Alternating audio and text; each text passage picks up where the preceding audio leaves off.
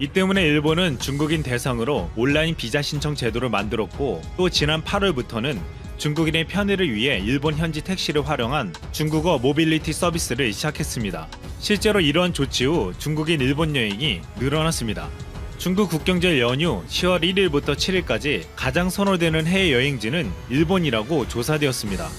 일본 정부는 지난 8월 한국의 일본 방문자는 대폭 감소했지만 중국인 관광객은 전년 동기 대비 16%나 늘었다고 보도한 바 있습니다. 중국 교통운수부 과학연구원은 올해 국경절 여행 예측 보고서에서 해외 인기 여행지 1위로 일본을 뽑았습니다. 이어 태국, 이탈리아, 러시아, 미국, 터키, 인도네시아, 독일, 호주, 영국 순이었습니다. 여기서 충격적인 것은 한국은 10위권 안에 이름을 올리지 못했습니다.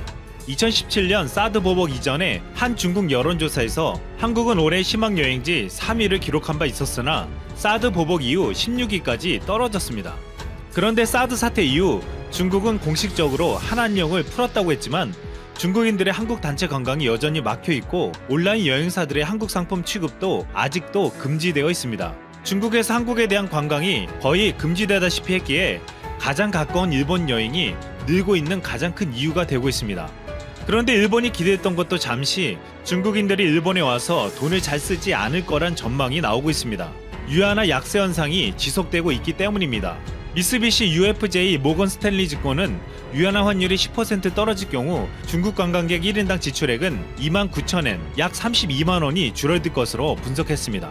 일본을 방문하는 중국 관광객 수가 일정하다고 가정해도 올해 중국 관광객의 소비액은 2,430억엔, 하나로 2조 7,262억 원 규모나 줄어들 것으로 보인다는 것입니다. 한국인 관광객 감소를 중국 관광객으로 완벽하게 메꾸겠다는 일본 정부의 계획은 성공적으로 돌아가는 듯 했으나 결국 실패하고 있는 상황이 되고 있는 것입니다. 이번 일본의 경제 도발로 인해서 한국 국민들이 알게 된 것이 있습니다. 그동안 한국인들이 했던 일본 여행이 얼마나 위험한 것이었는지 말입니다. 일본에 관광 가서 먹었던 음식 대부분이 후쿠시마산이었다는 것이 드러났습니다. 후쿠시마산 식재료는 주로 외국인들이 가는 식당이나 편의점 등에 공급되었다는 것이 알려졌고, 일본 방위상인 고노다로는 노골적으로 한국 여행객 750만 명이 와서 후쿠시마산 음식을 먹어줬다고 비꼬기도 했습니다. 또한 후쿠시마뿐만 아니라 일본의 수도인 도쿄까지 방사능 위험성이 있다는 것을 알게 되었습니다. 후쿠시마에서 가까운 도쿄도 방사능 수치가 높아 위험하고 도쿄 앞바다에서 잡히는 수산물까지도 위험하다는 것을 알게 된 것입니다. 또한 한국인들이 가장 즐겼던 일본 온천도 대부분이 가짜라는 사실도 드러난 바 있습니다. 2003년 SBS에서는 일본 온천 70%가 가짜이고 물에서 레지오넬라균이 발견됐다고 보도한 바 있고, 일본 온천 전문가 고모리 다케노리는 일본 13,800개의 온천 중 진짜 온천은 거의 1%밖에 되지 않는다고 폭로하기도 했습니다. 한국인 여행객은 맛있는 음식과 온천 때문에 일본을 주로 찾았기에 이 같은 사실은 더욱 충격적이었습니다.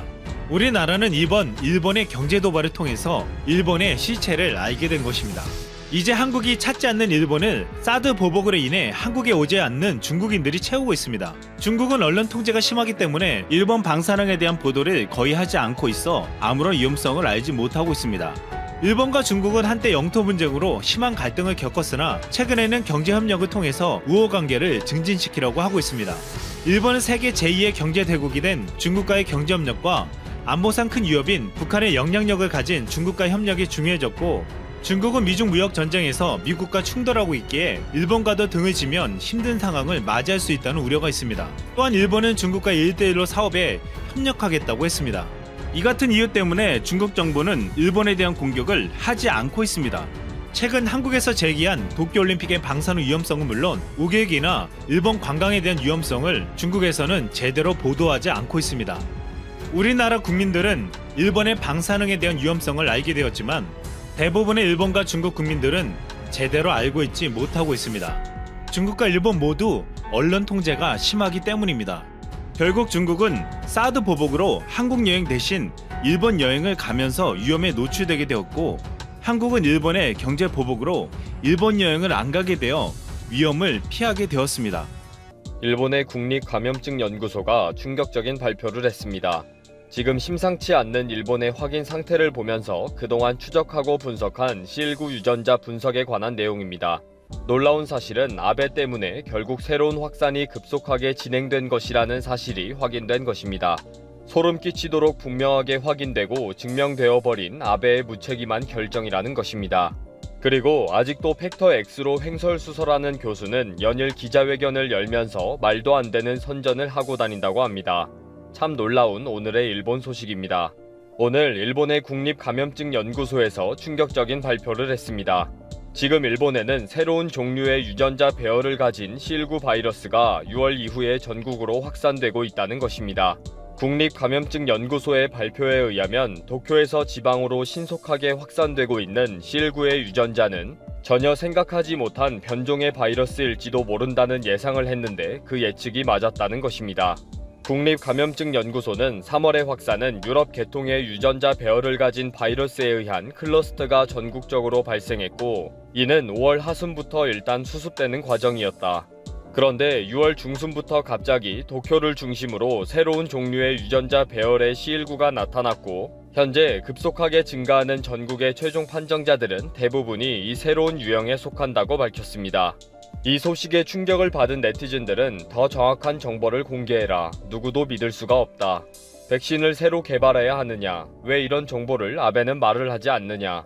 그래서 어떻게 된다는 말이냐? 답답하다 등의 반응을 보이고 있습니다. 그러면서 네티즌들은 아베의 비상사태 해제를 최악의 선택이라고 보고 있습니다. 국립감염증연구소의 발표대로라면 타이밍 맞춰서 확산시킨 것이 아니냐는 거죠. 아베가 5월 25일에 비상사태를 해제했는데 비상사태를 해제한 이후로 급속하게 C19가 확산되었고 이 확산은 새로운 유전자 배열의 C19인 것으로 확인이 된 것입니다. 완전히 새로운 유전자 배열의 C19가 들어왔는데 결국 아베가 일본 전역에 급속하게 확산되도록 적극 도와준 결과가 된 것입니다. 결국 5월 25일에 비상사태를 해제한 아베에 대한 원망이 높아지게 된 것입니다. 그 당시에 아베와 아소다로와 일본 국민들은 얼마나 입방정을 떨었는지 모릅니다. 아베가 비상사태 선언을 해제하면서 일본은 확연한 C19 발생이 감소 추세에 접어들었다. 최근 일주일 동안 새로운 최종 판정자는 10만 명당 0.5명이다. 비상사태 해제의 기준이라고 본다. 이제 새로운 일상으로 돌아갈 수 있게 되었다. 라고 밝혔습니다. 또 아베는 이제는 일본 모델을 다른 나라들이 배웠으면 좋겠다. 라고 말했고 아소다로는 일본 국민들의 우수한 민도가 증명되었다. 라고 했습니다. 이 당시에도 일본 국민들은 70% 이상이 비상사태 해제를 반대한다 라고 의견을 밝혔고 많은 사람들이 불안하다, 솔직히 무섭다 라고 했습니다. 그럼에도 불구하고 이 당시에는 전 세계적으로 일본인들만의 팩터 X를 국제적으로 자랑하기도 했습니다. 6월 4일 영국 BBC 뉴스에서 일본의 사망자율이 낮은 이유에 대해 추적하는 기사에서는 도쿄대학 타츠히코 고다마 교수의 팩터 X 주장에 대해 영국 킹스 칼리지 런던 공중보건대학원장인 켄지 시부야 교수와의 논쟁이 붙기도 했습니다. 이 당시만 해도 일본의 C19가 감소 추세에 있었기 때문에 아베의 일본 모델 주장에 대해 일본인들은 마스크를 잘 쓰고 손을 열심히 씻고 정부의 말을 잘 듣는 국민성이 있다 라는 평가가 있었습니다. 5월 중순경에 교토대학의 카미쿠보 야스히코 교수와 기비국제대학의 타카하시 준 교수 등의 연구그룹은 일본의 기적을 뒷받침하는 국민집단 면역설 팩터 X를 해외 연구 플랫폼 사이트에 발표했습니다. 국제적으로 자랑을 한 거죠. 이때 자랑한 내용을 요약하면 C19는 S형, K형, G형이 있는데 일본인들은 K형에 대한 집단 면역 능력이 있다. 그런데 유럽의 G형이 들어오는 바람에 4월 초까지 확산이 좀 되었을 뿐이다. 즉 K형에는 특별한 일본인 체질인데 유럽의 G형이 들어오면서 집단 면역력이 다시 생기는 과정에서 잠시 확산되었을 뿐이라는 것입니다. 이 말이 얼마나 황당무계한 것인지 지금 일본 전역이 C19가 급속하게 확산되면서 증명이 되어버렸네요. 국립감염증연구소에서 유럽형이 아닌 새로운 유형이 확산되고 있다고 하니 이제는 또 무슨 T형이니 O형이니 하면서 말을 바꿔야 할 판입니다. 일본인은 특별하다는 결론을 내려놓고 온갖 숫자와 논리로 끼워 맞추다 보니 금방 들통이 날 일을 국제적으로 스스로 망신을 당하고 있네요. 그런데 이렇게 심각한 상황인데도 불구하고 아직도 카미쿠보 야스히코 교수는 오늘도 일본은 C19 확산에 대해 두려워할 필요가 없다. 일본인들은 중증화율이나 사망률이 낮다는 주장을 하고 다닙니다. 7일자 프레지던트 온라인판에 의하면 7월 27일에 기자회견을 열어서 이미 일본인들은 집단 면역력이 달성되었다. 두려워할 필요가 없다. 라는 가설을 다시 확인하는 발표를 한 것입니다.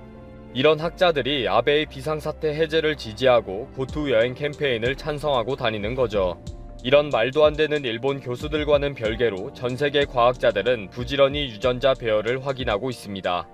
과학계에서는 C19의 확산에 따른 유전자 변이를 실시간으로 개통수가 추적하고 있습니다.